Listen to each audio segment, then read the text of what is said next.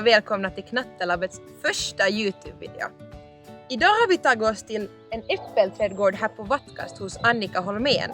Vi ska ta reda på varför humlor är så viktiga och vad är deras uppgifter. Så, hej Annika! Jag har hört att du just har humlor här på din äppelträdgård. Varför har du just humlor? Humlorna är jätteviktiga för att det ska bli äppel överhuvudtaget på hösten. För humlornas uppgift är att pollinera. Det betyder när de söker sin mat, nektar i blommorna, så finns det också pollen i blommorna.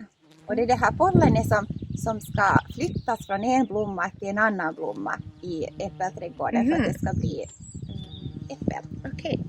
Men varför har inte du valt bin istället för humlor? De börjar flyga när det är kallare väder. Och ibland på våren när äppelträden börjar blomma så är det ganska kallt.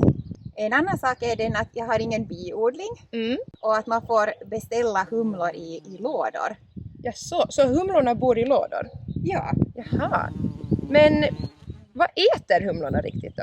När de kommer hit i lådorna så har de fått en sockerlösning där i lådan så att de klarar sig tills de kommer hit. Och sen när de flyger ut i äppelträdgården så äter de nektar från blommorna. Är de humlorna farliga? För att vissa getingar och bin så har man ju själv någon gång blivit liksom stucken av. Det tar ju jätteont. Gör humlor det på samma sätt?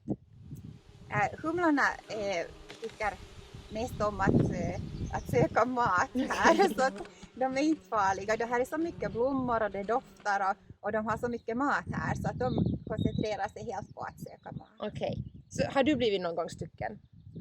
Jag har aldrig blivit stucken när jag har burit dem och varit omkring dem där. Okay.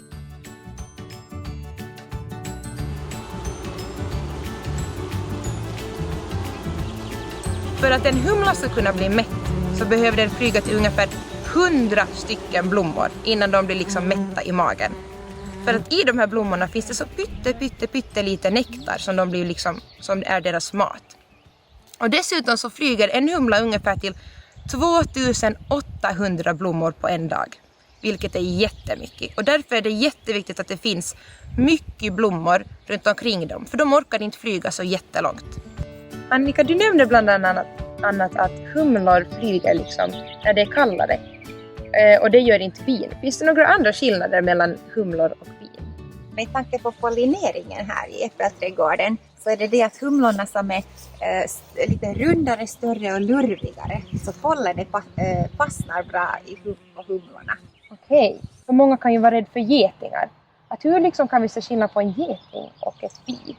Getingarna är mera blanka och avlånga. Och sen har också getingen så har en starkare gul färg än vad till exempel bin och humlor har. Och getingen är också, den är ett rovdjur. Den är liksom mer framfusig och mer aggressiv än till exempel bin och humlor. För ett bin till exempel, den kan bara stickas en gång och sen så dör den. Och därför vill den helst inte stickas. Medan getingen kan stickas flera gånger utan att dö. Och därför sticker den oftare. Tack Annika för att vi fick komma hit till din äppelträdgård. Och nu har vi lärt oss mycket mer om humlor och vad de är bra för.